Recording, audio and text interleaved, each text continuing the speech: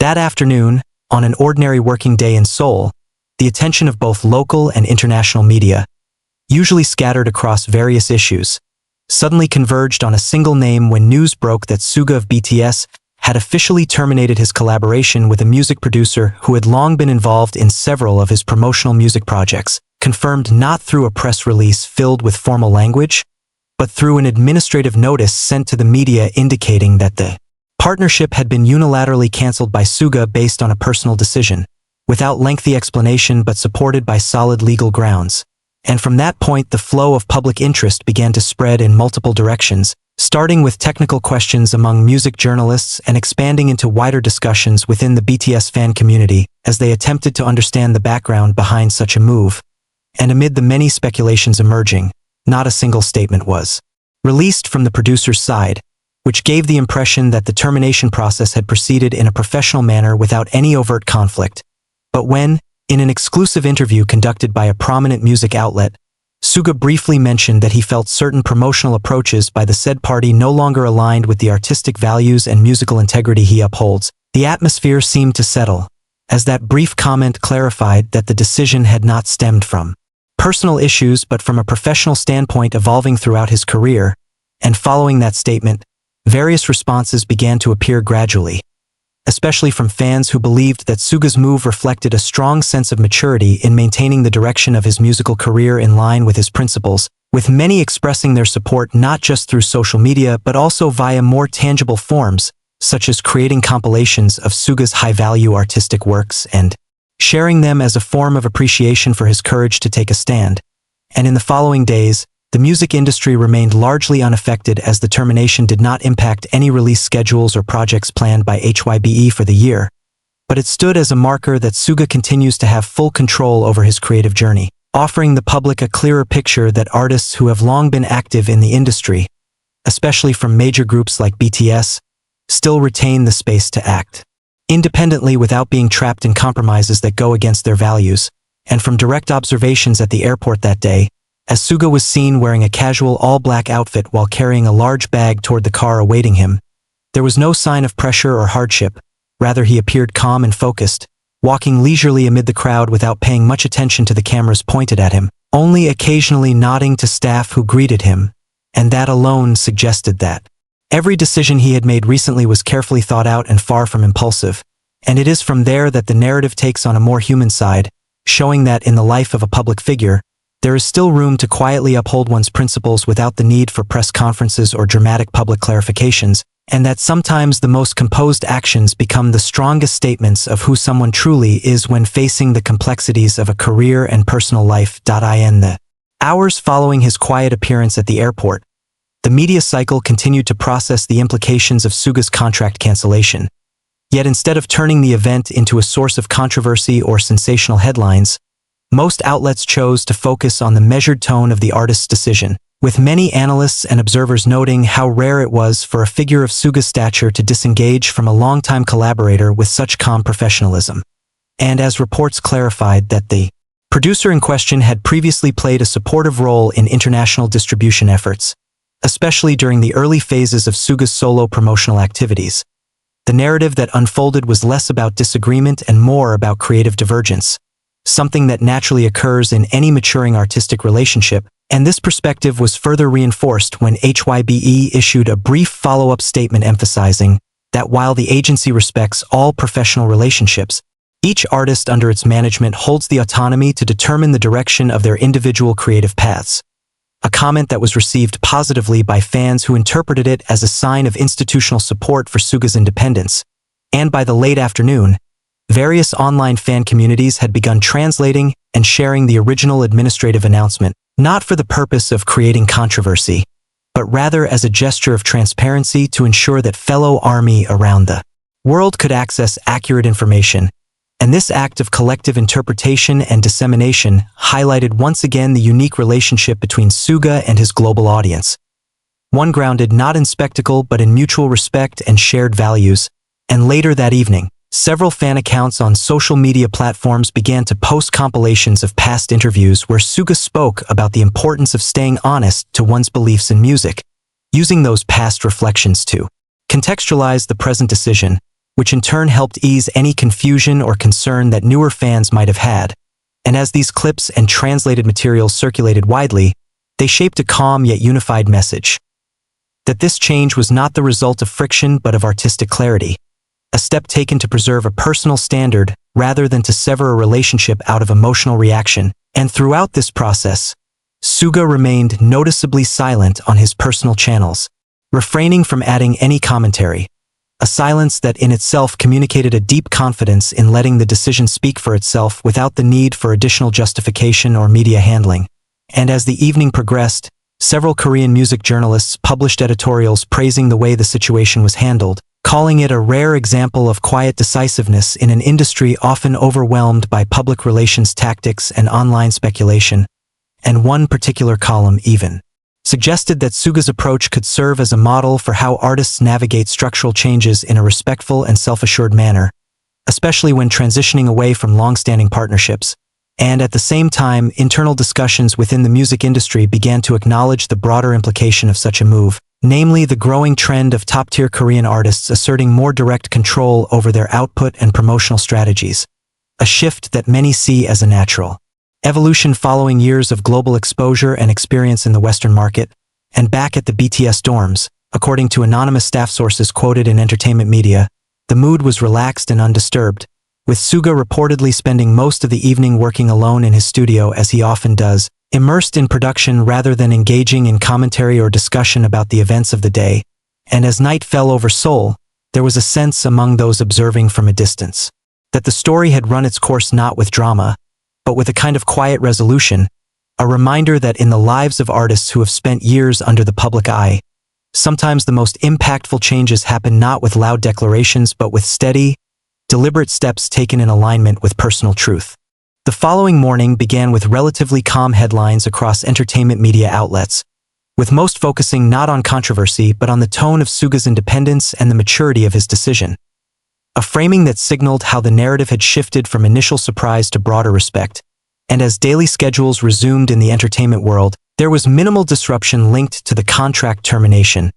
largely because Suga had maintained a consistent work ethic and clear vision for his musical projects long before this change took place. And as production timelines continued without delay, the focus quietly returned to his ongoing studio work, with several insiders mentioning that he had been preparing a sequence of unreleased tracks and collaborations that required deeper concentration and less administrative involvement, making the timing of the disengagement from the external producer even more understandable from a logistical perspective. And throughout the day, fans on Korean online communities and global platforms continued discussing the situation with a level of nuance rarely seen in fandom spaces,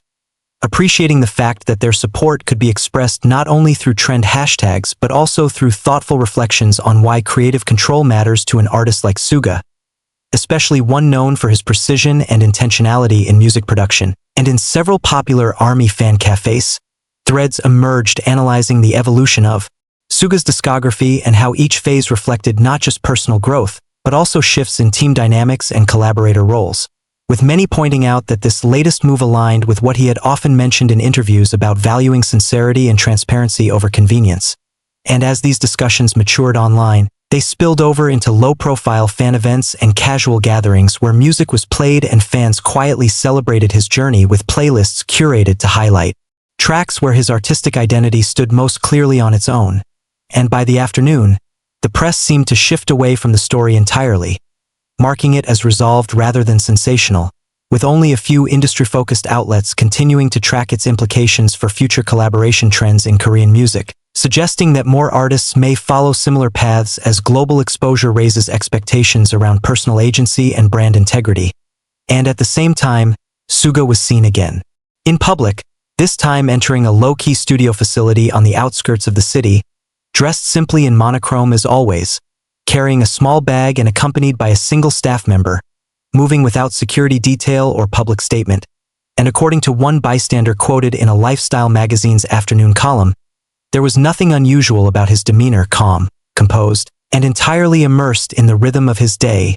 which matched what fans and journalists alike had come to recognize as his natural state when in work mode. And with no further elaboration offered by either HYBE or the producer's team, the public gradually accepted that the chapter had closed without the need for extended commentary. And in this way, the story became less about a headline event and more about a moment of quiet transition, the kind that happens frequently in creative industries but rarely draws this level of public attention unless involving a global figure like SUGA. And in the background, streaming platforms saw a gentle rise in plays for his solo work, perhaps reflecting both renewed appreciation and a desire to revisit the context of his past collaborations, not out of critique but curiosity, to see what had been preserved and what had been let go. And as night approached once again, and city lights returned to the skyline, SUGA's social media remained untouched, maintaining the silence that had now become a quiet statement in itself. And among those who follow his work closely, this silence was understood not as avoidance, but as consistency.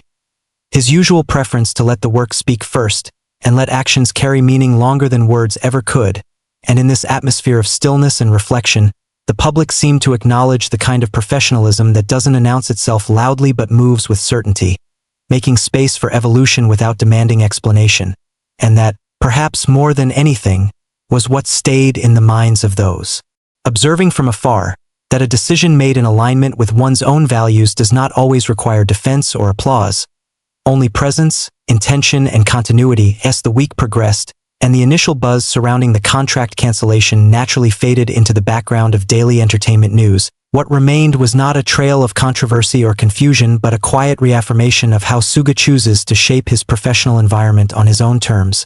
And this became even clearer when several producers and musicians who had worked with him in the past shared subtle gestures of respect through nonverbal means, such as reposting past collaborative clips, liking fan posts about creative integrity, or simply sharing neutral but supportive messages about growth and change, a pattern that didn't go unnoticed by fans or by keen observers within the industry who saw this as an organic way of acknowledging an artist's decision without turning it into a spectacle. And even though none of these figures made direct references to the contract issue, the tone of their online activity contributed to the prevailing sentiment that SUGA's move was one of clarity rather than confrontation. And by the middle of the week, media coverage had shifted almost entirely to unrelated entertainment topics, with only occasional retrospective columns drawing attention back to the story, usually framed around larger themes like artistic autonomy or the evolution of idol management systems in the post-globalization era. And in the midst of this media shift, SUGA continued with his routine, which included multiple studio visits and low-profile internal meetings related to future music plans. And according to a music technician who happened to be working in the same building during one of those sessions, SUGA's focus was unmistakable, with his energy centered entirely on composition work rather than industry chatter, a reflection of his long-standing habit of moving forward rather than lingering on past decisions. And throughout all this, HYBE maintained its silence, not in avoidance but in accordance with a clear strategy of allowing the artist's actions to speak for themselves, a tactic that appeared to pay off as public opinion stayed largely positive. And in an interesting twist, several fan-run blogs and music sites began featuring think pieces not only about SUGA's musical legacy but also about the soft power influence that such artist-led decisions could have on the broader perception of Korean music production overseas, especially in circles that value transparency and creative leadership. And while these essays did not claim that SUGA's decision was revolutionary,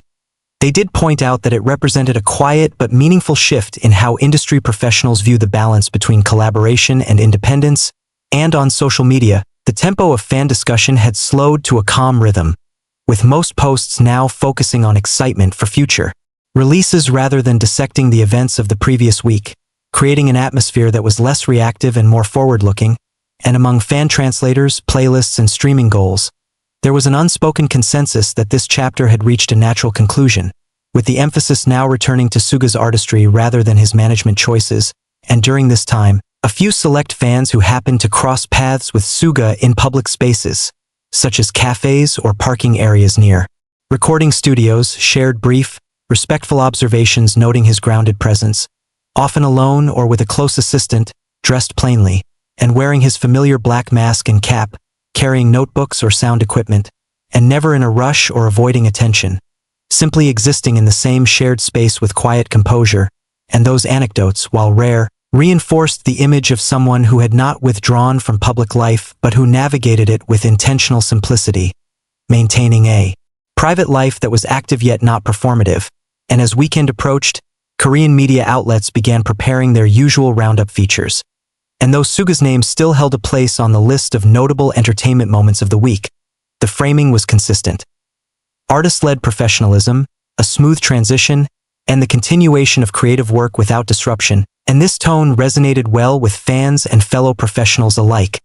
many of whom appreciated that the story had played out without theatrics or media games, simply through a well-managed action followed by quiet productivity. And in that silence, Suga once again demonstrated the same qualities that have defined much of his public career. Not through statements or explanations, but through steady and consistent movement forward, leaving behind no traces of conflict, only the clear space necessary for new creation to take form. By the start of the new week, with the contract matter now fully behind him and the media interest having shifted organically to other events in the entertainment world, Suga resumed his activities with the same measured rhythm that had long characterized his approach to work and public life, and without any dramatic shifts in appearance or schedule, he quietly maintained his focus on music production, seen entering and leaving the same creative spaces he had frequented for years,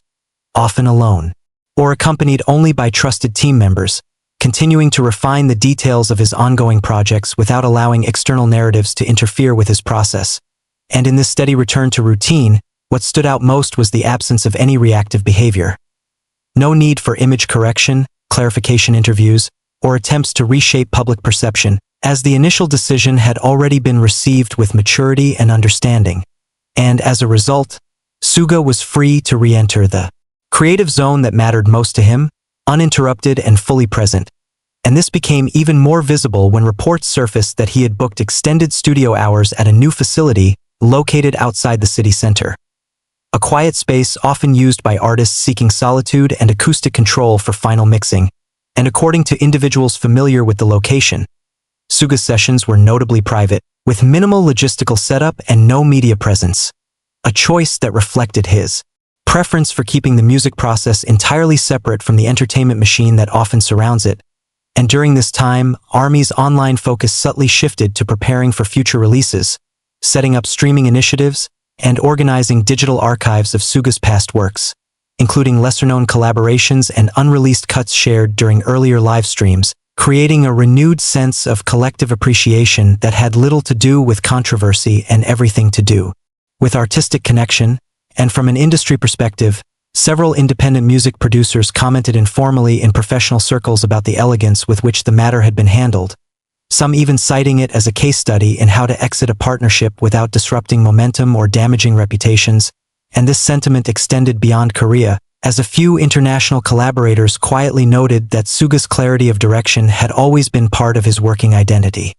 allowing him to make confident choices without needing public consensus. And that same clarity now served to strengthen his position as not just an idol or performer, but as a fully autonomous creative force within the global music landscape. And in personal moments observed discreetly by staff and studio crew, Suga was described as consistent and composed, spending hours adjusting small elements of tracks, reviewing arrangements, or experimenting with live instruments, with a patience that spoke not of urgency but of purpose. And without any major announcement or visible shift, he gradually entered what some close to him recognized as a familiar production phase, a stretch of time when he reduces public activity and increases output, not to withdraw but to build. And it is in these cycles, repeated many times throughout his career, that the shape of his next artistic statement begins to form, not in press releases but in late-night recording sessions and handwritten notes. And by the end of that week, fan conversations reflected this transition as well, with posts and discussions centering not on the past decision but on predictions and hopes for the next body of work, whether a full album, a single, or a new collaboration. And among longtime followers, there was a quiet trust that whatever direction Suga chose next, it would be marked by the same sense of intentionality that had defined the recent contract decision.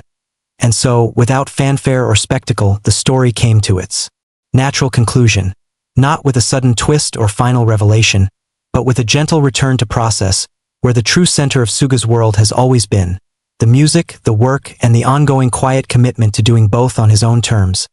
And so, as the final traces of the brief media cycle surrounding the contract cancellation faded completely from public discourse, What remained was not a memory of conflict or disruption, but a quiet illustration of how mature decision-making looks in the life of a high-profile artist like Suga, and for those paying attention closely, it was another chapter in the long, deliberate journey he has taken since debuting more than a decade ago, one marked not by dramatic statements or reactive behavior, but by steady choices grounded in personal values and artistic purpose.